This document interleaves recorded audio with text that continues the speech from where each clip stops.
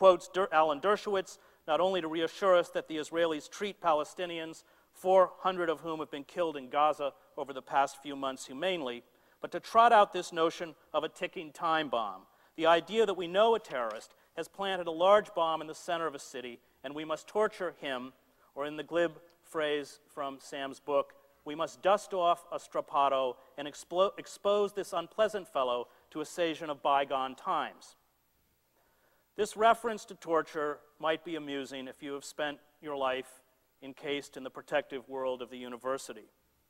But as someone who was captured and held for a week by Iraqi Republican Guard during the 1991 Shiite uprising in Basra, and then turned over for my final 24 hours to the Iraqi secret police, whom my captors openly expected to execute me, I find this glib talk of physical abuse difficult.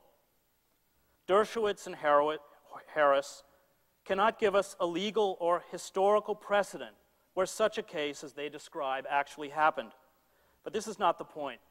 The point is to endow us as a nation with a moral right to abuse others in the name of a particular version of goodness. This is done in the name of reason. It is done in the name of a false god, an idol. And this god, if you want it named, is the god of death. Or as Freud stated, Thanatos, the death instinct, the impulse that works towards the annihilation of all living things, including ourselves. For once you torture, even in the name of reason, even in the name of security, you unleash sadists and killers. You consign human beings to moral oblivion. You become no better than those you oppose. The danger...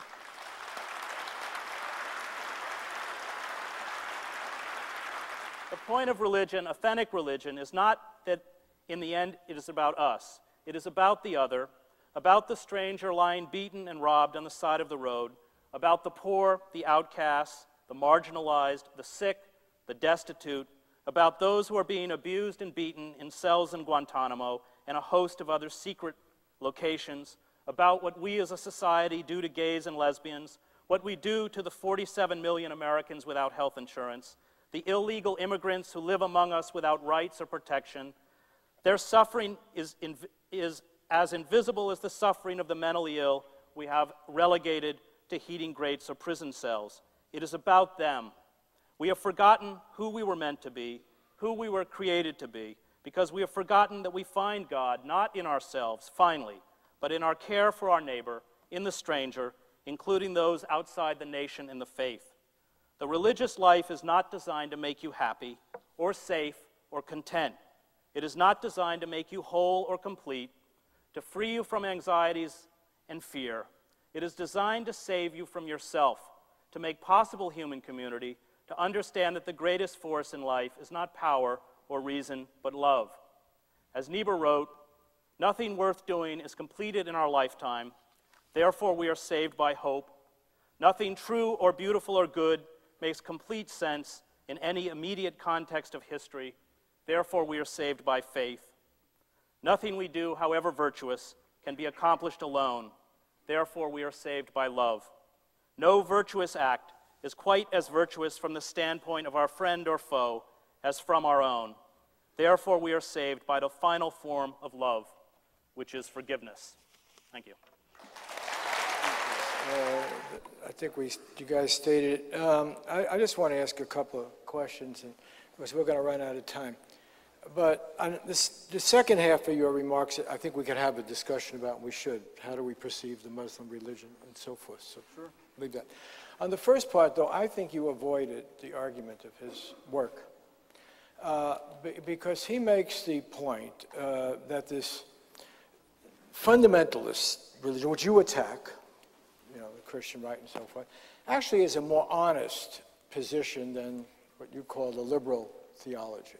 At least they believe in revealed truths. They make a claim that there is a God that they invoke, that there are documents that you can refer to. And the religion that you refer to here is one that an atheist can accept quite readily. It's a God of great mystery, interest. I'm not putting it down, but I was probably the only one in this room who actually met and interviewed Bertrand Russell. I know some of you regard, you would consider him in that respect a highly religious person, a man who cared a great deal about preventing nuclear war, about freedom in the world, and so forth. So he would be your ideal religious person.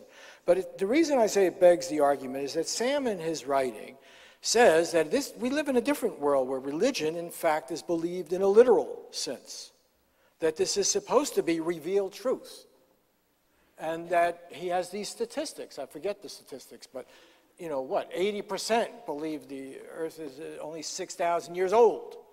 And they believe that homosexuals are criminals or should be stoned because it is written somewhere, along with you shouldn't eat shellfish, although that part is forgotten.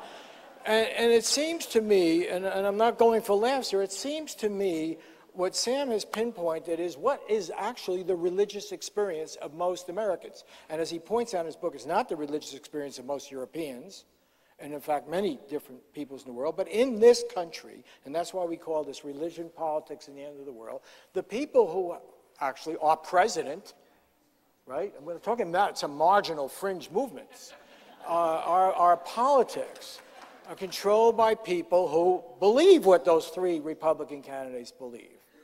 And they believe, and then you invoke Jesus. Let me put it this question point is. Yet you told me, and I don't mean to put you on the spot, but I asked you, do we really know whether Jesus even existed? Do we know whether any of the thoughts attributed to Jesus have any basis? And you were quite clear that we don't. We don't. We don't. So what is the value of invoking Jesus when we have no idea if he ever existed or if any of the ideas attributed to him were ever connected with this person who might not have existed? Well, why is it relevant? First of all, I think that what Sam attacks is tribalism. It is that revealed spiritual truth, which is part of tribal society, which can't be deviated. Religion often lends itself to tribal society, but anything within a closed society or a tribal society is colored by that belief, whether it's the system of government, the patriarchal nature of the family. I mean, and when we look at the radical Christian right in this movement, I, in fact, think it has no religious legitimacy at all. I look at it as a mass movement, and probably the most dangerous mass movement in American history. It is fused. What it has done is fused Christian language and Christian iconography with the language and iconography of American nationalism. I saw the same thing in the Balkans, and that's a toxic and powerful mix. But really, in biblical terms, it is a form of idolatry. Now, the problem with the Bible is, to quote Niebuhr again, religion is a good thing for good people and a bad thing for bad people. You can find anything you want in the Bible, including, it was a document written by over hundreds of years by writers with varying agendas, some of which are morally indefensible. And yet, nevertheless, the ethics that were promoted by in various books in the Bible, the concept of the individual, the concept of the prophets like Amos about justice. I mean, the value of religion for me is that it is the beginning of ethical systems. It's our first struggling with ethics.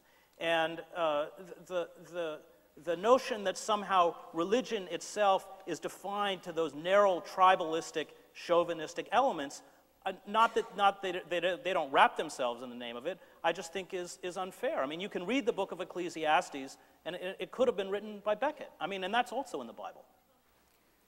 It seems to me that you don't think that beliefs really have consequences. I mean, to attribute this to institutions as opposed to what people think seems to me to completely miss the way people behave in this world, why they behave the way they do, why they have the emotional reactions they have, why they perpetrate violence when they do and why they don't. And all I'm arguing for is that beliefs have consequences, and beliefs, religious beliefs, should be subjected to the same kinds of conversational pressures that we subject all other beliefs to, and that this taboo that gives beliefs in the name of God a free ride in our discourse has to be lifted. And so, I mean, you mentioned the second commandment at one point, the commandment against graven images. That commandment was responsible for the Muslim cartoon controversy. I mean, where did Muslims get it into their heads that you could not draw a picture of Muhammad. It is their endorsement of the second commandment. I can assure you that if the Quran said, by all means, caricature the prophet to the best of your ability, for this pleases the Lord, there would be no cartoon controversy. You would not have had people by the hundreds of thousands burning embassies and taking hostages. And I think something like 140 people died. And, you know, that was just an eruption of egregious medieval stupidity. And it took the form it took because the religion is in the form it's in. People believe that specific tenet about idolatry. Can I just challenge you on that? Because it's clearly laid out in your